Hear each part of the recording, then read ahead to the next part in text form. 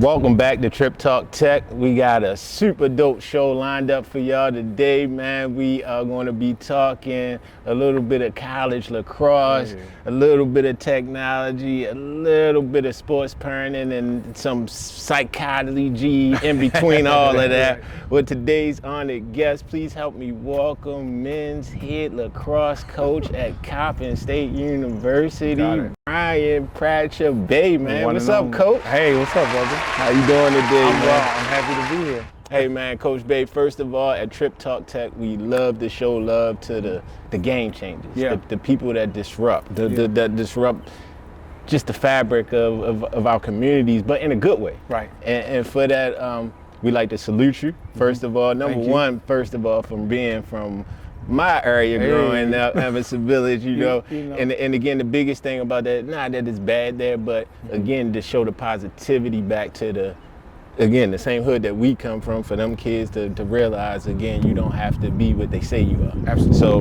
definitely salute you on that. Salute you with your work with the Baltimore Terps lacrosse program. Again, that's based on the children and again, really having a big part building the culture of Baltimore lacrosse. I know you have a big hand in that.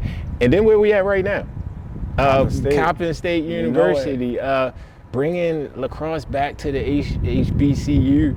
You know, I'm sure it wasn't easy. I know we'll get down that path, but just taking that stride, man, taking that first step to say, hey, I'll take that responsibility on. Again, I'm sure kids down the line, I know years from now, we'll be sitting here talking about the legend of you.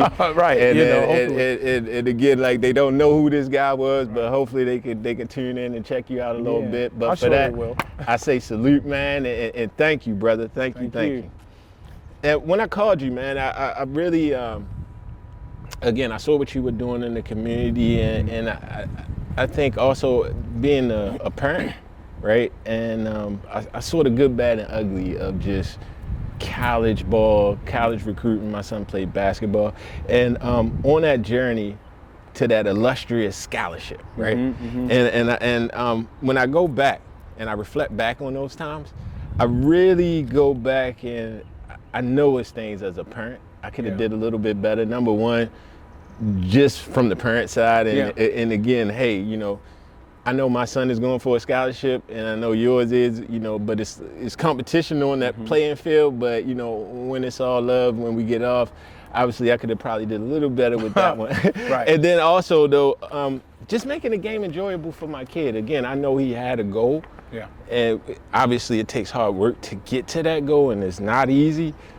But I think it could have been some rooms of improvement where, again, we could have had a little better relationship at it, and he could have enjoyed the sport a little bit more, you know, as he got better at it. And so I think, you know, again, this is why I call you in, get a coach's perspective from it. Again, just to give the parents and the athletes, you know, a 360 view of this and hopefully help them. Absolutely. At the end of the day. So let's jump right in, Coach. First season as Coppin State lacrosse head coach. You know, that is in the books. And when you reflect back on this season, was it everything you imagined it would be, Coach? It was bigger than what I imagined. Okay, it was bigger than what I imagined. I mean, I would say in the way that from day one, the first day that I issued equipment, because we didn't have a lot of time before our first game. You know, we had like 3 days before our first game.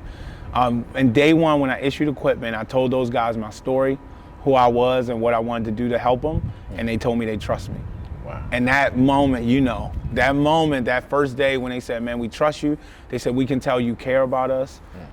We happy to have you as our coach. Wow. And that was like, I was like, man. And going from the youth level, and now I'm coaching young men, adults, that are able to communicate and say whether they like you or not. That meant a lot for them to look at me day one and say, we got you. They gave you the ring. That was it. They gave it to me. They gave it to me. Hey, man, not only is this like your first season coaching, but I know even with the football team here at Coppin, I know they went through a lot with the pandemic.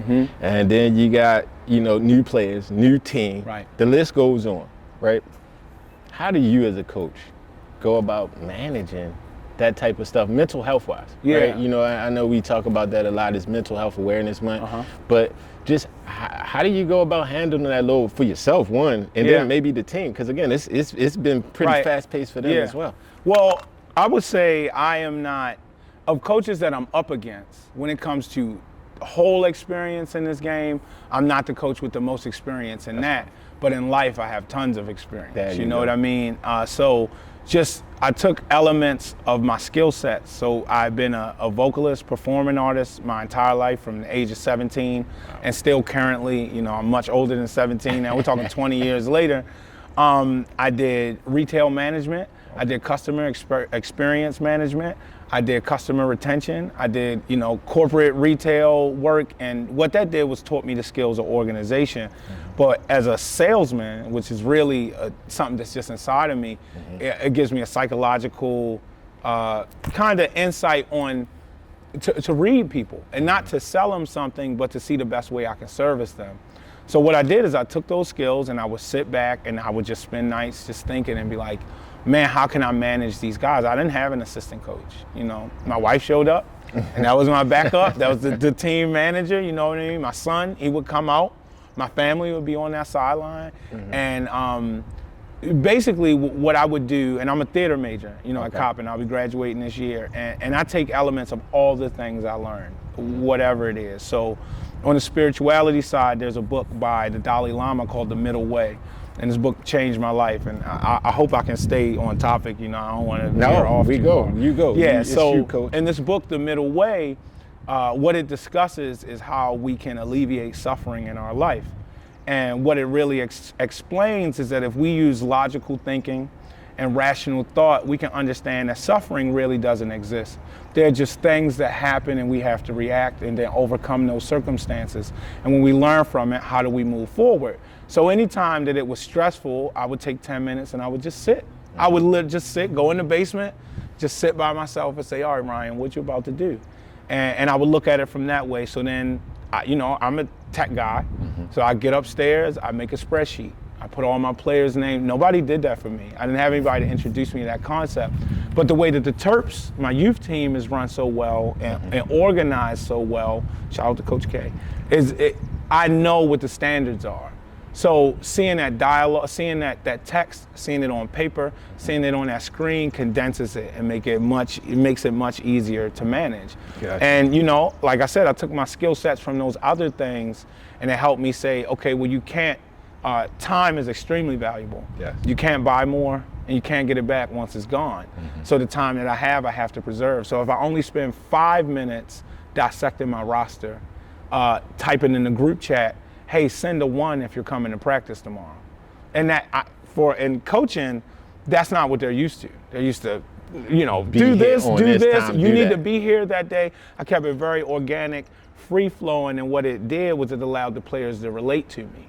And them being able to relate to me alleviated so much extra stress because they saw me as a human being and not as their coach. So once I told them, hey, I now coach lacrosse 7 days a week, and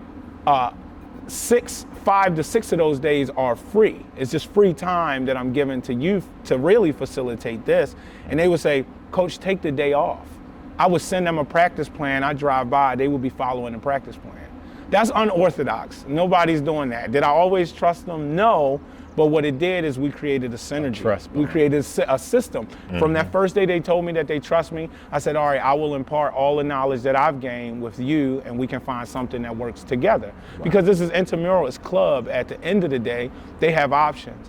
And I tell them, you are men, I can't make you do anything. I would just suggest that you make the most of your time. So if your knee hurts, you can play wall ball and get better at throwing the ball. And catching. And so I take that same type of thinking and I layer it over the administrative part of managing the game. So you got to break it down in the increments and the small pieces. Yeah, and it adds up to a major thing. Okay, I like it. I like it.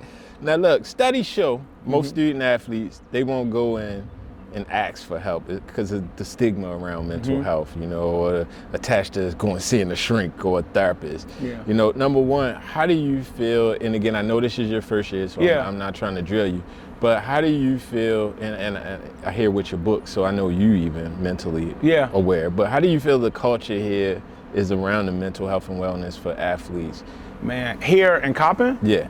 Well, I would say Coppin is doing their best to have a great balance. The communications at Coppin, emails that they send out, they're constantly talking about wellness, how to de-stress. I mean, you can go right over to the health clinic across the street, you can get a massage. You can talk to someone off the record. So they create a space to invite people to do that. And I guess to add to what you're asking, you know, are we gonna take advantage of it? As a coach and also as a student, well, we'll be graduating, I relate to them. So I can ask what's going on, you know, what's happening, and they'll give me a real answer. Coach, I don't know, I'm tired of my class. What class is it? Oh yeah, that class got me too. Like, you know, so I could give them something real to connect to. So I would say the university as a whole tries its best to offer opportunities. They even would say, hey coach, if you don't get them off the field by 8:30, they're not gonna get dinner. But me knowing that, I would reach out to my resources and we would get gourmet pizza delivered, $300-400 worth of pizza that people are donating for wellness because they can't get to the cafeteria or the cafe or whatever they're calling it for their dinner. So a guy is gonna show up, and I mean, this place called Underground Pizza, I'm not trying to name drop. No, best give pizza, him a shout out. Give him a shout pizza out. period in Baltimore, I mean in the world. So this place, my good friend would show up and he would say, hey, I got something for these guys. And he would just give us what we need. And they would say, man, nobody's ever treated us like that. So just in that, I'm like, how can I give you a top level experience? How can I be the new Deion Sanders? There you know, go. because I relate to you. So the university, even for me, has given the opportunity for me to sit one-on-one with my professors and de-stress and decompress and not feel judged because they just see us as versions of themselves. So it's a very organic environment here when it comes to wellness. Dope. That's dope. That's dope. Yeah. Being a head coach, I know you probably hear all the time, right? An athlete, I was the man in high school. Right. I was killing. Yeah. You know, club, I scored 80. I scored 80 goals in one game. Yeah. But when they step on campus, it's tons of the same type of profile kid on your rosters, Absolutely. right? How, like, you know, and again, that kid, that sophomore, that freshman, he might come in with that mentality and don't even play. Yeah. How do you, again, help them deal with that transition or the lack of transition, you know, and to keep them focused, to keep them going? Well, I tell them, again, make the best use of your time. That's a thing for us. But I also tell them that we all have a job to do. And the job that you believe you are meant to do might not be what we need from you. Got it. I also tell them, I'm not saying that, this is a real phrase I say to them, I'm not saying that you don't know, I'm saying that I know different. You're not watching from the perspective that I'm watching from. So when I say that, they step back and they say, all right, coach, what do you have for me? And then now we're back to the trust thing. Where I say, all right, well, this is what I have for you. I see that thing that you really like to do. So let's say, you know, you got a guy that's just, let's say it was basketball. He's just working on handling the ball and he's been practicing in the off season and he thinks he's got this new move that nobody's ever seen before and it keeps failing him. And he keeps exposing us in the game. He's forcing turnovers. We're losing the fast break because this guy will not stop trying to dribble through 8 guys. You know, well, it's not 8 guys on the court, but just saying. First I'll tell him that's not it. It's plain as day from the side. Hey, sir, that's not it. And then when he comes over, I'll ask him, why are you doing that? And he'll tell me, I'll say, do you see all those guys you try to run through? Yeah, well, 5 guys are playing you, there are 4 guys open. True. And it's very practical. And then they say, coach, you got me. No, you got you. You got you. So I tell them, you have a job to do, identify it, and do the hell out of that one job. And now we can build on that thing you want to do.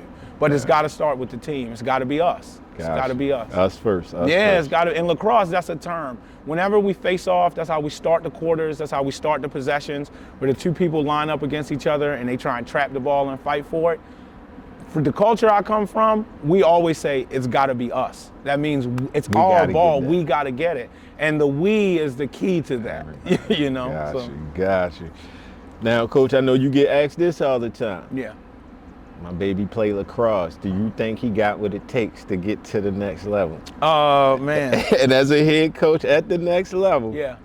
How do you answer that question? You know, what are some characteristics that are quote unquote next level?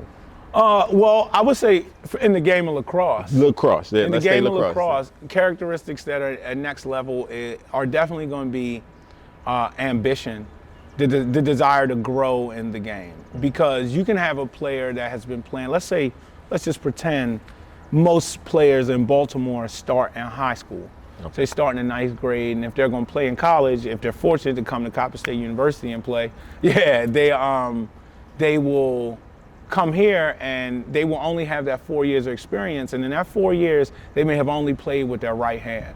And every time you challenge them to use their left, they say, I can't. Mm-hmm. And so having the ambition to come and spend 10 minutes on the wall and just try their left hand, that is really what made the hustle play, being the guy that is moving off ball, just like in another sport, clearing, opening up the offense so setting picks, being the guy that doesn't have to touch the ball and understanding that you have a responsibility. And if you are aware enough to end up in the right place, your moment's gonna come. Now, with that being said, when your number is called, have you done all the work? Did you have enough ambition to have the knowledge that to do the right thing at the right time? So in lacrosse, it's definitely ambition. It's the willingness to work on this when you're not playing. Lacrosse is special in the way that all you need is a wall, the ball, and the stick, and you can develop all your skills. So if a player, I don't like to say kids because that's what they call goats, like goats like the title, but goats like bad. So kids or athletes, if they are willing to spend 10 minutes on wall ball, just throwing the wall every day, they could make the equivalent of passes and catches that they would make in a full season. If they just play wall ball maybe twice a week for 10, how would that? All you lacrosse players, he just gave you a gym. How would that advance you? Or you can watch a basketball drill with some cones and practice the same footwork. The same footwork you practice in football. It's nothing to do a YouTube search for 10 minutes and find 3 drills that will increase catching, passing, scooping, and then maybe your footwork. And those things are vital. And then listening to your coach. Definitely listen. Gotta listen, huh? Yeah, because I gotta get grades. Gotta have. Yeah. Oh man. Yeah. Absolutely. Look, this is a thinking person's game. Yeah. This is a game where you can be free. I believe lacrosse, especially we play Olympic style lacrosse, 6-on-6. I believe it's one of the best places to show your personality because it's an entire field for you to just strut and do your thing on it. But if you are not a thinking person and not being aware, and that happens in academia, it happens in the classroom, but it happens in pursuing knowledge, and that's the key to it. So even if you don't get good grades, you should be pursuing knowledge. Find something. Yeah, you gotta find it. You gotta seek it out. Cool. Let's switch it up and talk technology a little bit. And I know that should help you with recruiting and scouting and things like that. Is it any particular softwares you use for that, or is it any, place that you go for recruiting that's a little better than others? Man, we don't give that secret out. Yeah, no, I'm not gonna tell them. I'm not gonna tell them. Well, first I would use the most ancient form of technology, and that's word of mouth. That's the community.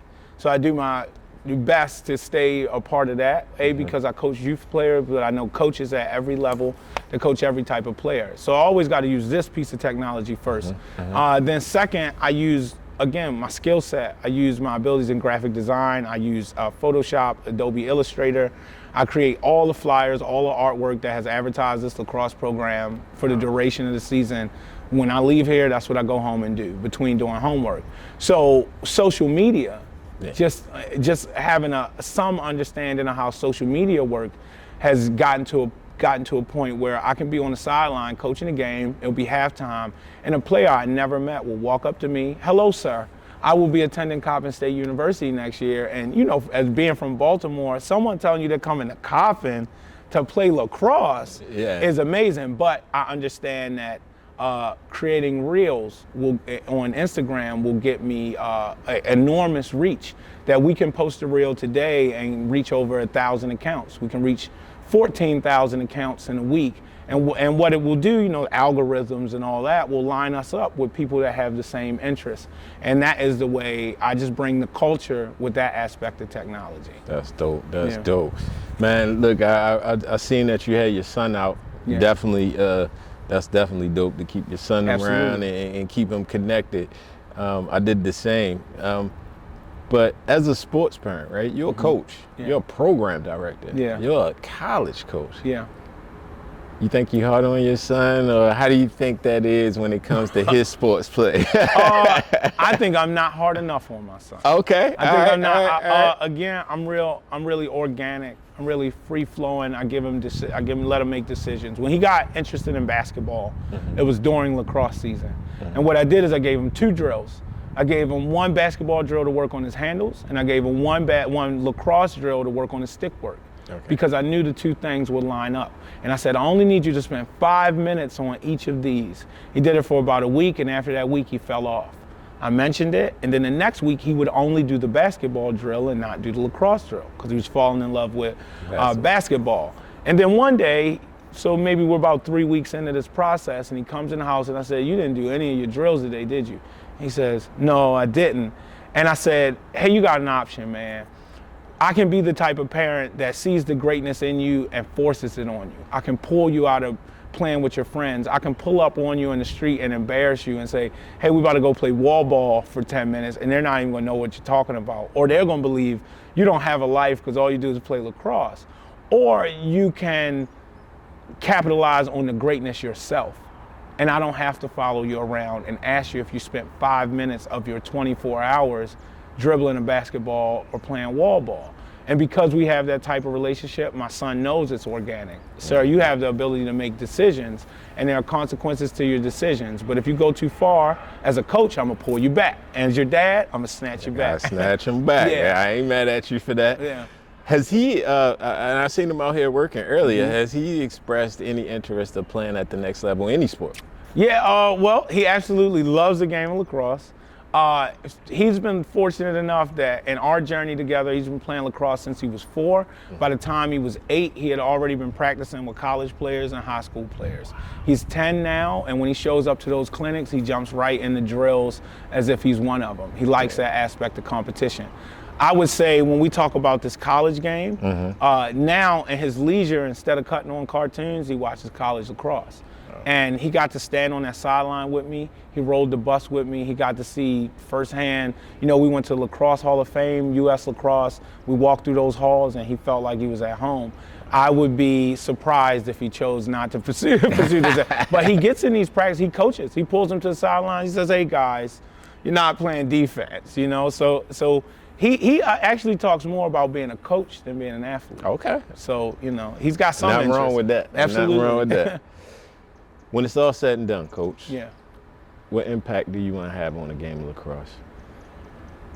When it's all said and done, I want to show that the game of lacrosse, as much as it needs diversity, it also needs internal diversity.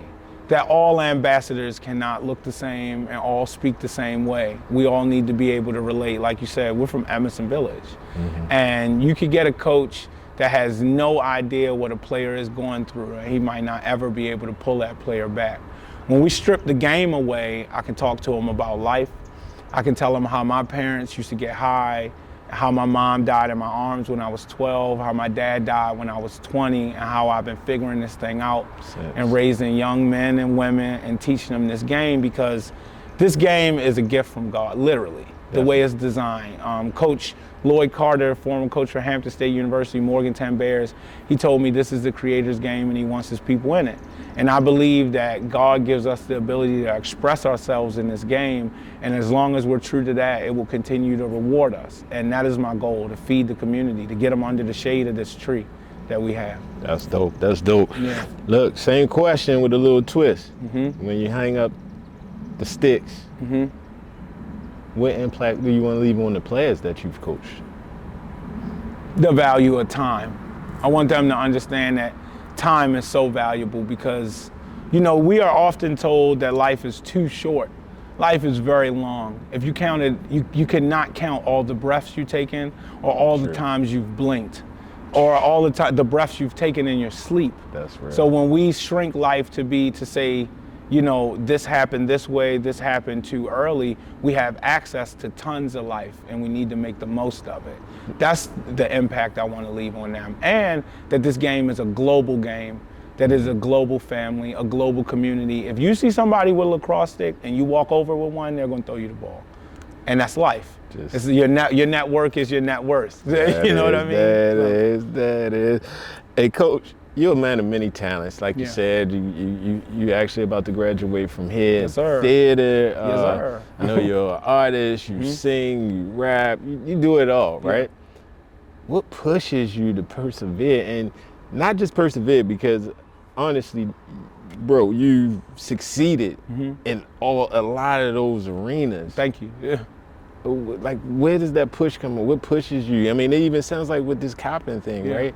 You got the family on grind time. That's what I hear. I just hear the grind. Everybody got in and just got all hands dirty with you. Yeah. What pushes you to that? Having an understanding of legacy is what pushes me. My grandfather, I never met, was a manager at the Royal Theater on Pennsylvania Avenue. That doesn't exist anymore, but I know that means something to my family. My sister was once the biggest female drug dealer in West Baltimore, and now she owns a healthcare agency that is top 100 in Black enterprise, as fastest growing Black businesses. My grandmother was food service manager for the city of Baltimore. I know that I have a job to do, and it's something I've been called to do, and I recognize that. My aunt she was the first person to get a degree. She got it from Coppin. And me finding my way here is not a coincidence. It's not a coincidence that I'm a student and a coach at the same time. Man. So when I see the signs, I don't ignore them, and I trust that I got to protect the legacy of my family. We got something to do, and my name needs to be etched next to all other important people. I definitely feel you on the legacy. I'm coming from the same spot. Again, you know, that name it'll just keep living. And keep living, and like you said, and hopefully you left enough legacy where like now your son will pick that legacy and lay some more tracks. And just real quick, the game, I can say through this game, it's my experience, if you could trace this thing like a family tree in lacrosse, just lacrosse specifically, you could take this coach and this coach this player, and this player over here has also been coached by this coach. And if you follow that family tree, you follow that break. It started from one legacy. And knowing that is something that it's like, man, I got to keep watering that. I have to keep adding my part to that. Man, Coach, it's been a pleasure talking to you. I listen to you, right? And I'm like you, I'm very observant. You know, where we come from, we got to be. You better be on point. You better know what's coming around that corner. But what I hear, even just inflection, right? What I hear from you is passion. I mean, just a deep passion for lacrosse. Right. How does lacrosse fit into your life's purpose? Man, so I was on dialysis, right, for 6 years. When I was 24, I was diagnosed with kidney failure. I did dialysis for 6 years. I got a kidney transplant. And one day I walked outside. This was after my transplant, probably in the first month. And I was just taking a walk, trying to get my wellness thing together. And the wind blew. And when that wind hit my face, I just started crying. You know, it sounds crazy, you know, it might sound crazy to some, but I just just erupted into tears. And every time I hit the field, all those same elements that affected me that day are out there. You know, we got to be grateful for what we have, the basic stuff, the grass beneath our feet, the sun on our back, the sky above us. It's no other place that you get this kind of atmosphere. Football has this crazy, fiery, tribal energy to it sometimes, and it can be overwhelming. It's hard to manage. Hard to come down. Hard to, definitely. When you get home, you got to decompress. You can't talk to anybody. If you're a coach, if you're a coach, we can't even talk the same day of the game if we lost. And this game is the same way, but the environment, you can feel it literally feed back into you through your feet, through the top. I'm bald, so you know when that sun hits me, I feel it. And what I feel is God's grace. I feel God's mercy. I feel like I'm safe. I feel like I am driving a ship that whether I know the destination or not, I'm in good hands. Every time that I touch that field, no matter whether I'm coaching 4-year-olds or 40-year-olds, it doesn't matter. It's the same vibe every time. That's dope. That's dope. 2 more questions and we let you go. I'm ready. Man, what's up next? Coppin State Lacrosse. I know you got some plans. I know that it's a means to an end for this. Tell those possibles, those recruits, those guys that see you online and say, hey, is this the spot for me? Yeah. What's next? Well, you know, first I'll say we got to give back. I gotta tie that in. I'm asking my guys to come to my youth practices. I'm asking them to come to the youth games. They had the benefit of watching the youth game at one of our league games. League we play in is the NCL, the next collegiate league. And they did a youth game where the kids had on Bowie jerseys and they had on Coppin jerseys. And this is the first time they ever saw youth lacrosse, and they was like, man, this is more fun than what we play.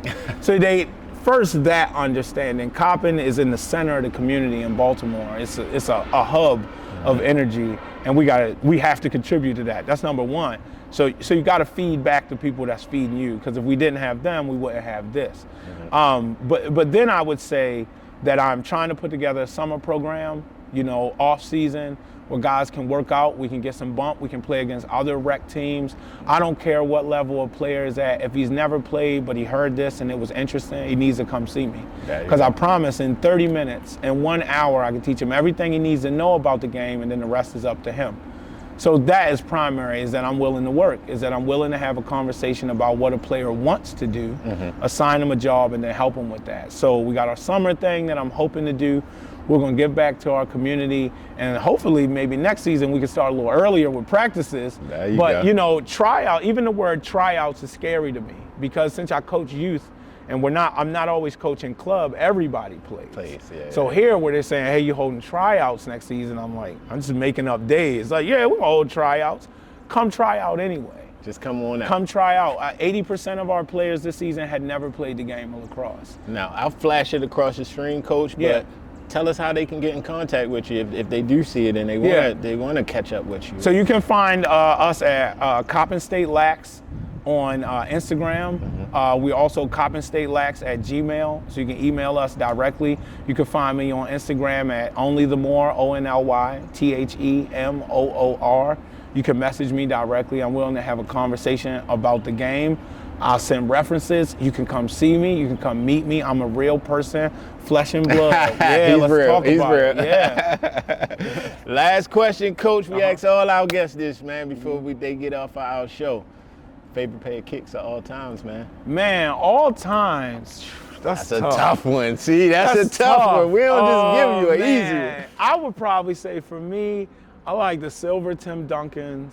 Okay. Man, that's just the foams, the old foams. That's a beautiful shoe. And I have some Wolf Gray Jordan 1s that I absolutely love. Wolf Gray Jordan 1. I'm going to have to see these. You might got one on me now. I love them. They're a little beat up now, but it's the way the sneaker fits, the way that it feels on my feet. That Jordan 1, just that. Dope. It's an iconic sneaker, right? There you go. There you go.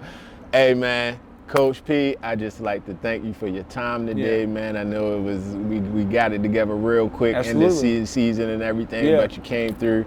I thank you, man. Hopefully this will help some people. I know it will. Yeah. And just good luck to you, man. I'm proud. Just Emerson Village proud, obviously, and again, man, I think this just help everybody back in the village. Brother, thank you. It's because it's not just a platform.